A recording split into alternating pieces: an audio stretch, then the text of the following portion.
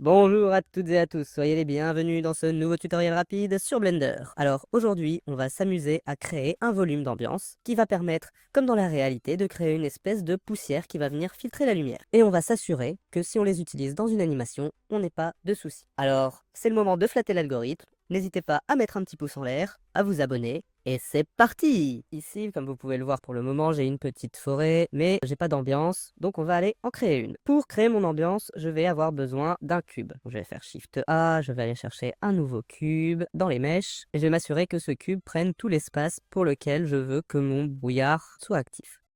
On va passer en shading ici en haut, je vais me faire de l'espace, et donc je vais créer un nouveau matériel pour mon cube. Je vais faire New. Pour le moment, on a un principe BSDF, on va le supprimer tout de suite, et nous, ce qu'on va utiliser, c'est un principe volume. Hop, je vais le placer ici, et sa sortie volume, je vais la connecter à l'entrée volume de mon matériel output. Pour le moment, on obtient un énorme brouillard très épais, c'est parce qu'il est déjà très dense, donc on va réduire sa densité, on va la mettre à 0.01.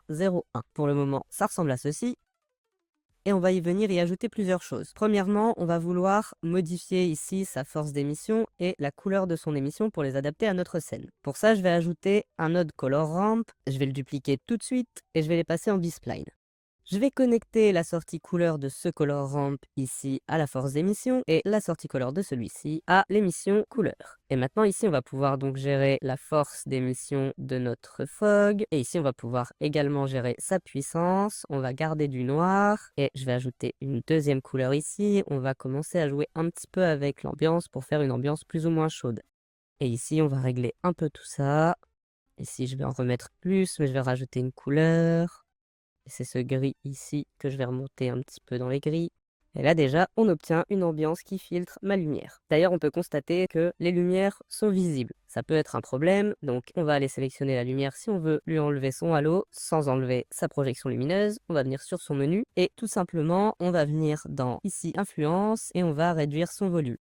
On peut également augmenter un peu son radius.